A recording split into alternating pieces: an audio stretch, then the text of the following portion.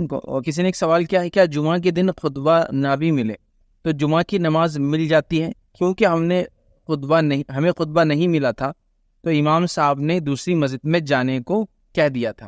دیکھیے سوال یہ ہے کہ کوئی شخص جو ہے جمعہ کی نماز کے لیے مسجد پہنچے اور ان کو خطبہ نہیں ملا، تو وہاں کے امام صاحب نے کہا کہ آپ دوسری مسجد میں جا کر نماز جو ہے پڑھ لیجیے۔ تو پہلی چیز یاد رکھیے، اگر کوئی شخص جمعہ کے لیے آتا ہے اور جمعہ کی اس کو ایک رکعت بھی مل جاتی ہے تو اس کی جمعہ انشاءاللہ عزیز ہو جائیں گی، لیکن اس کا اس نے معمول نہیں بنانا چاہیے۔ مطلب یہ روٹینلی ایسا نہیں ہونا چاہیے کہ وہ صرف مسجد میں آ رہا ہے اور ایک رکعت پڑھ رہا ہے جمعہ کی اور دوسری رکعت پھر اپنی پڑھ رہا ہے اور سلام پھیرا، روٹین نہیں ہونا چاہیے۔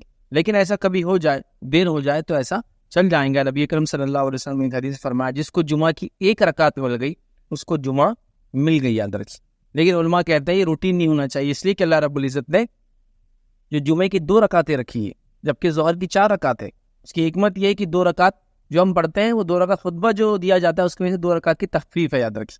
مطلب خطبہ ہے تو ظہر کی 2 رکعت کم ہو جاتی ہے اور جمعہ کی 2 ہو جاتی ہے، یاد رکھیے۔